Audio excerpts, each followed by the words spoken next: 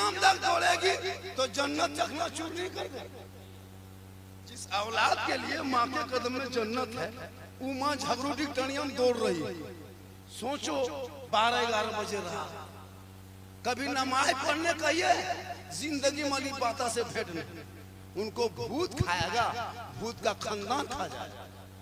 सोचो मेरे दोस्त, तू नमाज पढ़, तेरे घर में कोई शैतान नहीं, तिलावत कुरान कर, तेरे घर से कोई शैतान भूत बल का असर नहीं। कुरान बांध के कहाँ रखा है, पूरा मुहर्रम खत्म हो गया, कोई औरत ने कुरान खोल के नहीं देखी। लेकिन अगर मुहर्रम को याद करना हो, तेरे घर की बीवी जिस दिन कुरान पढ़ेगी, करबला का शहर बानू याद आएगा, तेरी बहन घर में कुरान पढ़ेगी, करबला का ज़ैनब याद आएगा, तेरी बेटी कुरान पढ़ेगी, करबला का सकीना याद आएगा, तेरे बेटे कुरान पढ़ेंगे, अली अकबर याद आएगा, तेरा भतीजा कुरान पढ़ेगा, कासिम याद आएगा, बच्चे कुरान पढ़ेंगे, अली असगर याद आएगा, बीमार कुरान पढ़ेगा, अली अकबर याद आएगा, आप कुरान पढ़ोगे, इमाम याद आएगा, घराना कुरान पढ़ेगा, करबला याद आएगा।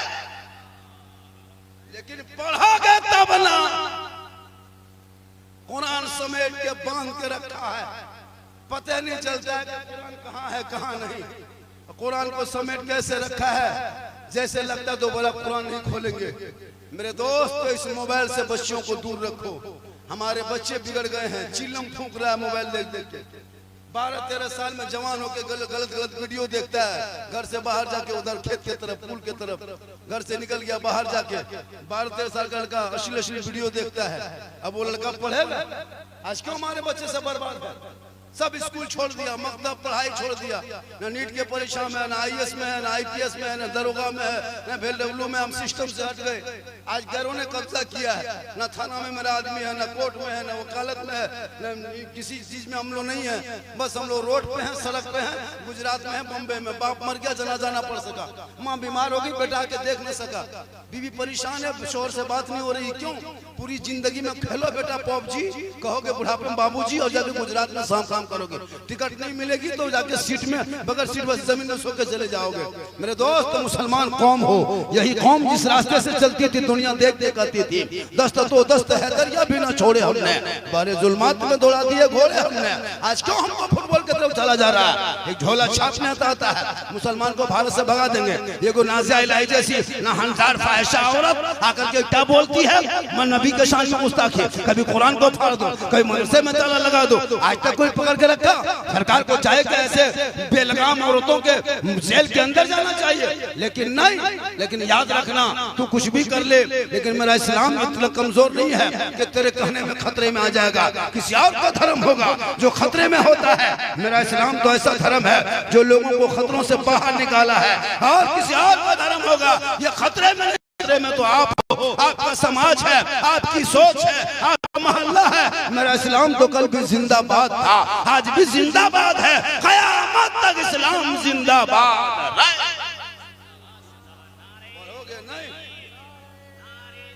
तकबीर, नारे रिसालत, मसलके आला हजरत बाबा झारखंडी, नारे तकबीर, नारे रिसालत, शहीद आजम कॉन्फ्रेंस, नारे तकबीर, नौजवान कमेटी, नारे तकबीर, नारे रिसालत। वाह सुभान अल्लाह। पंखा थोड़ा हवा आने दीजिए, पंखा का थोड़ा सा पंखा का हवा आने दीजिए, थोड़ा सा हवा, थोड़ा सैड हो जाइए मेरे दोस्त, मेरे भाई, मेरे फैन, मेरे फॉलोवर, मेरा कलेजा, मेरा टुकड़ा, मेरा गुर्दा, फिर फाइन हो, सैड हो जाइए। तो हवा आने दीजिए, माशाअल्लाह हवा आने दीजिए। जहाँ तक एक जगह गए का बाबा मोबाइल खोलते हैं तो आप ही निकलते। हमने कहा बात तो अच्छी है, थोड़ा सा हवा आने दीजिए, हवा आने दीजिए, माशाअल्लाह हवा थोड़ी सी आने दीजिए। वहाँ लोग सब परेशान हो गए, है कि नहीं परेशान? हाँ, थोड़ी सी हवा आने तो पूरा मजमा कहें या रसूल अल्लाह, हाथ उठा के कहें या रसूल अल्लाह। तो जब एक बच्चा माँ के पेट के अंदर रहता है तो 9 महीना रहता है। कितने दिन रहता है? कितना दिन? 9 महीना या तो 7 महीना, 9 महीना या तो 7 महीना। 8 महीना बच्चा नहीं बचता, मर जाता है, लेकिन 7 महीना बच्चा बच सकता है। ये साइंटिस्ट पे और ये स्वाभाविक है। लेकिन कभी आपने सुना कि 6 महीना का बच्चा पैदा हुआ बच गया? सुने?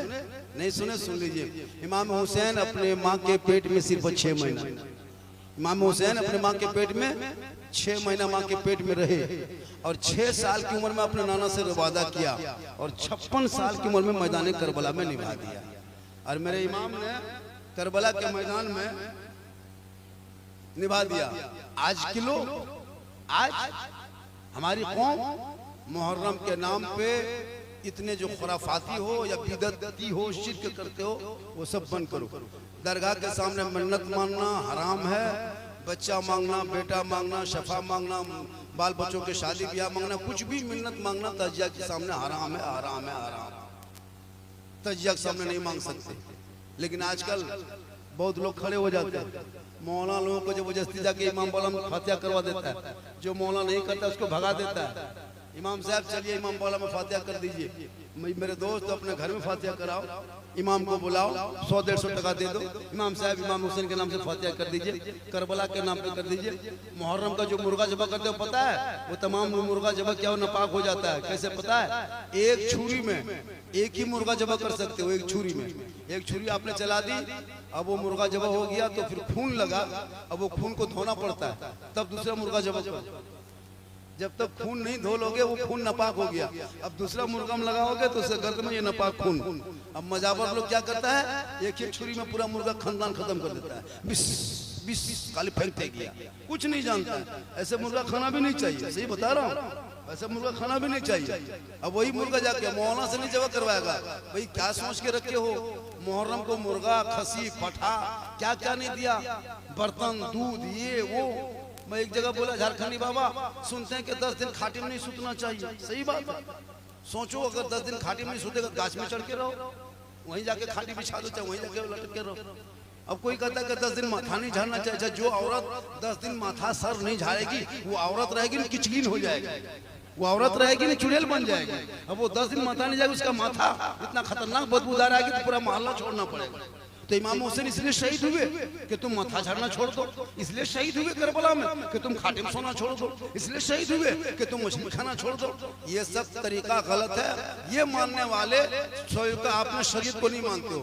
अगर 7वीं मुहर्रम को, 6ठी मुहर्रम को, 5वीं को, 4थी को, 3री को तुम मछली खा सकते हो, 10वीं को खाओ, 9वीं को खाओ, शादी ब्याह सब करना जायज है। क्या मुहर्रम के चांद में शादी नहीं? हाँ, मुहर्रम के चांद में शादी कर सकते हो। 5वीं मुहर्रम में करो, 6ठी मुहर्रम में, 7वीं मुहर्रम में, 8वीं मुहर्रम, कौन मना किया?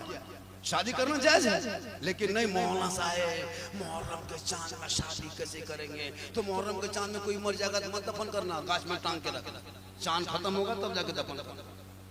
क्या क्या मसला निकालता है? पढ़ना लिखना तो कुछ हो नहीं, जानना कुछ है नहीं। आज छोटे छोटे बच्चे को स्कूल से कोई मतलब नहीं, छोटे छोटे बच्चों की जिंदगी बर्बाद हो गई है।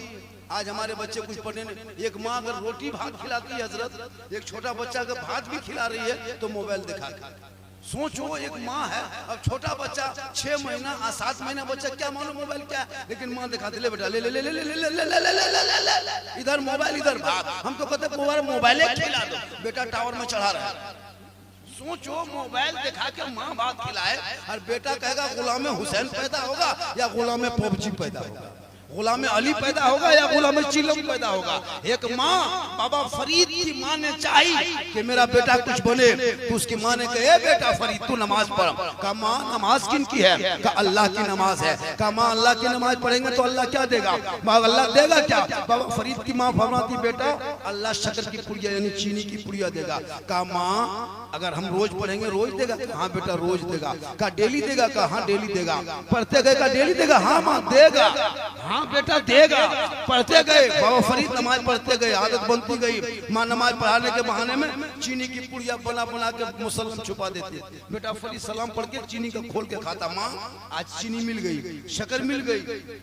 बेटा पढ़ते गया। इत्तेफाक देखिए, एक दिन बेटा फरीद नहर की तरफ चले गए, वजू करके दौड़े दौड़े घर आया, अपने से मुसल्ला बिछा के खड़ा हो गया। अब उसकी माँ सोच रही कि या अल्लाह अगर आज हम बाबा बेटा फरीद के नीचे में चीनी छुपाते मुसल्ला में, तुम पकड़े जाएंगे, हम पकड़े जाएंगे कि बेटा माँ तू चीनी नहीं देता था, रब नहीं देता था, तू देती थी माँ, आज हम पकड़े जाएंगे। अब क्या होगा? माँ एक तरफ बेटा एक तरफ, लेकिन आखिरी बार माँ पेशानी जमीन पर रख के रब की बारगाह में रो के कहती है, ए मौला मुसल्ला बिछाना ये मेरा काम था और बेटा फरीद को आगे बढ़ाना तेरा काम। एक माँ दुआ करती है तो सुनो मेरी माँ बहन, तेरी दुआ इतनी गारंटी होती है, हम लोग 10 मौलाना बैठ के दुआ करेंगे लेकिन गारंटी नहीं, लेकिन एक माँ अगर आंचल उठा के दुआ करे तो गारंटी कबूल होती है। 10 हाजी दुआ करे गारंटी नहीं, लेकिन एक माँ की दुआ कबूल होती है। 10 पीर दुआ करे गारंटी नहीं, लेकिन एक माँ की दुआ कबूल होती है। बोलो माँ के दुआ में गारंटी है। माँ का चेहरा देखना हज का सवाब, कितना बड़ा मकाम है। बेटा मोहब्बत से देखे तो हज का सवाब। सोचो, अगर माँ बाप राजी है तो रब राजी, अगर माँ बाप नाराज है और तुम रोज जलसा करो कोई काम नहीं, माँ बाप नाराज है तुम मस्जिद बना कोई काम नहीं, माँ बाप नाराज है तुम मदीना चला जा कोई फायदा नहीं, माँ बाप नाराज है तुम हज कर ले कोई फायदा नहीं। आका फरमाते माँ बाप की रजा में रब की रजा है और माँ के कदमों में जन्नत है, बाप जन्नत का दरवाजा है। आजकल का लड़का, बीवी आ गई शादी हो गई भाई को छोड़ दिया, बीवी आ गई बहन घर छोड़ दिया, बीवी आ गई माँ से बातचीत करना छोड़ दिया, बीवी हो गई भाई भाई में झगड़ा हो गया, बीवी आ गई घर में दीवार खड़ी कर दिया। कौन? इसलिए मेरे दोस्त, जब भी बेटा बेटी को शादी करना, नोट मत देखना, गाड़ी मत देखना, 4 लाख मत देखना, खानदानी देखना, रईस मत देखना। गरीब की झोपड़ी में कनीज़े फातिमा मिल जाए, घर की बेटी घर की बहू बना देना। कसम खुदा की, वो शोहर आएंगे बीवी बन के सलाम करेगी, झोपड़ी गरीब की होगी, जन्नत का नमूना दिखाई देगा। आजकल नोट देखता है, नोट कहाँ 5 लाख मिलेगा, कहाँ 6 लाख मिलेगा, कहाँ KTM गाड़ी मिलेगी। इमाम पाक ने अपने बेटे को करबला लेके गया था। ए बेटा हुसैन, ए बेटा अली अकबर, चल करबला जाना होगा, दीन को बचाना होगा, मैदान में उतरना होगा, कुरान को बचाना होगा, तलवार उठाना होगा, शरीयत बचाना होगा, मैदान में उतरना होगा, सजदा बचाना होगा, और गर्दन कटा के नाना का गिरता हुआ झंडा बचाना। तेरा बेटा घर से खाना खा के निकला, गर्दन में चेन सिकड़ी, हाथ में कड़ा, बाल है खड़ा, पूरा मोहल्ला चक्कर लगा रहा। और बाप कहता इस्लाम खतरे में।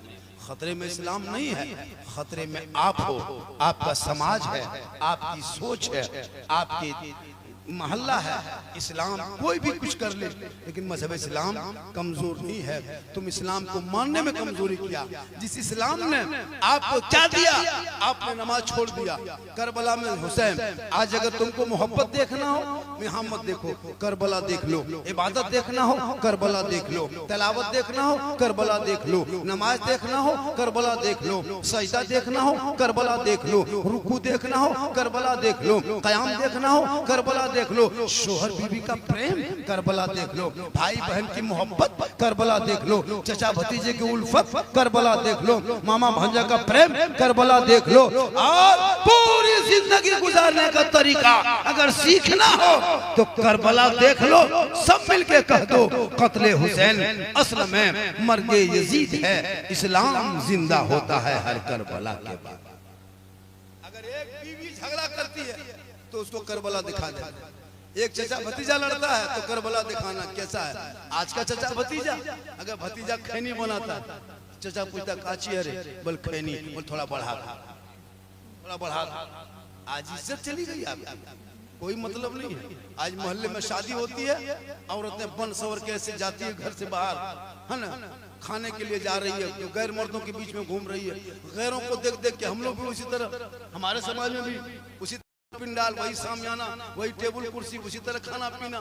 मस्जिद वीरान है, इमाम की तनख्वाह नहीं बढ़ रही, उस पर कोई ध्यान नहीं। मस्जिद में चंदा नहीं हो रहा, कोई ध्यान नहीं।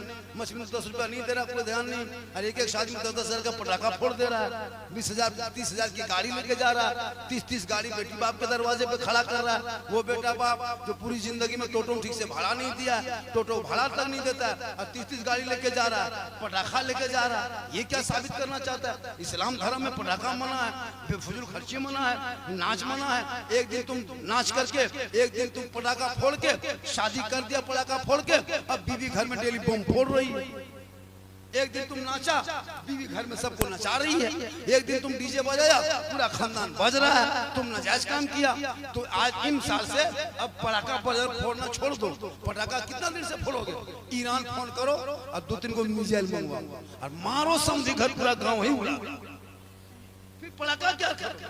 या तो इन चीजों को बंद करो और अपने बच्चों की पढ़ाई में खर्चा करो। जिस दिन तुम्हारे बाल बच्चे पढ़े लिखे होंगे समाज का हिस्सा बनेगा, और जब समाज का हिस्सा बनेगा तो मुहर्रम में कपार में पट्टी बांध के जबरदस्ती इधर से उधर मोर के पंख लेके वो 7 दरगाह जा रहे हैं। कौन 7 दरगाह? पता नहीं वो कहाँ घूमता है, कहाँ जाता है। ऐसा करना मना है। जो चारों दरगाह चक्कर लगाता है, लोग जमीन पे सो जाता है, उस पर लोग है ना फांद के जाता है। कितना गलत तरीका होगा। इस्लाम में जो चीज नहीं थी वो चीज तुम कर रहे हो। मेरे दोस्त, इन चीजों से बचो, अपने आप को बचाओ। जब बच लोगे तो दुनिया बचेगी, और जब दुनिया से आप बच के ईमान बचा के जाओगे, कब्रों में उसी आका की दीद होगी। हम सुन्नी गरीब की उसी दीद होगी। मेरे बाद बहुत सारे खुतबा है। अजमत रजा भागलपुरी बहुत मशहूर शायर है। मेरे बाद दिगर है। मेरी मजबूरी है कि मैं ये प्रोग्राम ले नहीं रहा था। जबरदस्ती का कुछ देर के लिए आइए, लेकिन आइए, शौक है घर वाले का, तो मैंने शौक को पूरा किया। मैं बहुत पहले आ गया 8 बजे। मेरी ट्रेन नहीं होती तो मैं 2 बजे तक रह जाता। मेरी गाड़ी छूट जाएगी और उसमें फिर दोबारा वो गाड़ी उस रूट में जाने वाली है नहीं, और वो गाड़ी मधुपुर बहुत जल्दी घुस जाएगी। अजमत रजा भागलपुरी बस निकल गए रूम से, बस यहाँ पहुँच रहे हैं। अजमत रजा भागलपुरी अच्छा पढ़ते हैं, उनके कलाम को सुनोगे तो दिल बाग बाग हो जाएगा। मेरी मजबूरी ये थी कि मैं टाइम पे पहुंच गया था, और जितनी देर मेरी गुफ्तगू तो आप नेट में सुनते ही रहते हो। और मेरी माँ बहनों से गुजारिश है कि आप नमाज की पाबंदी करें, आप नमाज पढ़ने की कोशिश करें, और नौजवानों से है कि आप पेशाब करके पहले पानी लेना शुरू करें, और बच्चों को स्कूल भेजना शुरू करें। घर में टाइल्स मत लगा, मार्बल मत लगा, बड़ी बड़ी गाड़ी मत खरीद, बड़ी बड़ी कंपनी मोबाइल मत खरीदो। छोटा मोबाइल रखो, लेकिन औलाद को कॉलेज भेजो। सिस्टम से तुम हट गए हो। जब तुम कोर्ट जाओगे तुम्हारा वकील तुम्हारा बेटा होना चाहिए। जब तुम थाना जाओगे तुम्हारे खानदान का कोई दरोगा होना चाहिए। जब तुम सोशल मीडिया में ढूंढोगे तेरा बेटा कोई पत्रकार होना चाहिए। जब तुम अदालत ब्लॉक जाओगे तेरा बेटा VW या क्या कहते हैं CO या CI के पोस्ट में होना चाहिए। लेकिन नहीं, आज हम सिस्टम से हट गए हैं। आज सिस्टम से हट के वो लोग कब्जा किया है। आज हमारे बच्चों को गाय के नाम पे मारता है। सोचा कभी मुसलमान को गाय के नाम पे मारा जा रहा है इस देश में, और सोशल मीडिया में वीडियो बनाया जा रहा है, उसको डाला जा रहा है। हम तो कहते हैं कि गाय के नाम पे जिंदगी पर नहीं होगा। अगर ये सरकार चाह लेगी, बीजेपी सरकार, तो गाय का ही मुद्दा खत्म हो जाएगा। फुल बहुमत की सरकार है, तुम गाय को राष्ट्रीय पशु घोषित कर दो, राष्ट्रीय माता जो कहते वही कर दो तुम, और कोई भी गाय काटते पकड़ा जाए उसको फांसी पे लगा दो। पूरे हिंदुस्तान के मुसलमान कोई छुएगा तो फांसी कर दो, वरना जानवर के नाम पे मारना बंद करो। आज अल कबीर एक स्पॉट, अल कबीर बूचड़खाना हिंदू का है, लेकिन नाम है अल कबीर। सैकड़ों गाय कटती है, विदेश जाता है, लेकिन उसमें वहां जाके ये लोग जाके वहां नहीं धरना धरेगा। 7 बूचड़खाना इंडिया में बड़ा बड़ा, और 7 का माल कट के विदेश जाता है। लेकिन मारा कौन जा रहा है? मुसलमान का बेटा, किसान, मजदूर, दाढ़ी नोच ले रहा है गाय के नाम पे, जानवर के नाम पे पीट के मार जा रहा है। इसलिए तुम भी सड़कों पे चलोगे तो हिम्मत से चलना। अभी सड़क पे क्या सड़क पे असला नहीं लेके चलोगे, तलवार तीर लेके नहीं चला। एक मुख्यमंत्री बोला ना, लेकिन अभी कावड़ यात्रा शुरू होगा। अभी जल ढारने वाला कावड़ यात्रा पूरा सड़क जाम कर देगा। सुल्तानगंज से देवघर तक जाम रहेगा, और भी हरिद्वार से किधर किधर जहाँ कावड़ यात्रा है पूरा सड़क जाम हो जाता है, गाड़ी तक नहीं चलती है। सरकार की नजर नहीं है, सरकार की नजर के मुसलमान को पर नजर। तुम्हारी नमाज तुमको सड़कों पर नहीं पढ़ने देंगे, क्यों? लेकिन तुम घबराओ नहीं, जितना देश इन नेताओं का है उतना आपका हक है। हम किसी के रहमो करम पे भारत में नहीं रहते। हम भारत मेरा अधिकार है। हमारे बाप दादाओं ने आजादी में हिस्सा लिया है। 61,394 मुसलमान का नाम इंडिया गेट में है। अबुल कलाम आजाद ने 15 साल तक जेल में चक्की पीसा है, तब देश को आजादी मिली है। शेख भिखारी को दरख्तों में लटकाया है, तब देश को आजादी मिला। शौक गोलियों से भूना है, तब भारत को आजादी मिली है। और मोहनी हसन को जिंदा भट्टी में झोंका है, तब भारत को आजादी मिली है। अल्लामा फैला खैराबादी को काला पानी की सजा दिया, तब भारत को आजादी मिली है। जय हिंद का नारा लगाने वाला मुसलमान, इनकलाब जिंदाबाद कहने वाला मुसलमान, और आजादी के बाद 47 के बाद भारत का पहले झंडा तिरंगे का डिजाइन बनाने वाली हैदराबाद की बेटी सुरैया बानू, वो भी मुसलमान। और सारे जहां से अच्छा हिंदुस्तान हमारा, हम बुलबुले हैं इनके ये गुलसितां कहने वाला भी मुसलमान। तुम डरते क्यों? लेकिन तुमने क्या किया? पढ़ाई छोड़ दिया, स्कूल कॉलेज छोड़ा, इसलिए तुम आज जूझ रहे हो। मेरे दोस्त, इन छोटे छोटे बच्चों को अपने ज्यादा से ज्यादा स्कूल में जोड़ो। मेरी माँ ने तू मजार का चक्कर छोड़, हटिया छोड़, बाजार छोड़, तो अपने घर में रहना, शोहर की इज्जत और आबरू को बचा के रखना, उनकी इज्जत को तुम उसकी इज्जत और सलामती की दुआ करना, रोजी की दुआ करना, तू नमाज पढ़ने के आदि बन जा। जिस दिन माँ बहनें नमाजी बन जाएगी, उनके गली कूचों में गुलाम हुसैन बन के चलेगा, बेटियां कनीज़े फातिमा चलेगी और सोते सोते बेटियां कहेगी मैं सो जाऊं।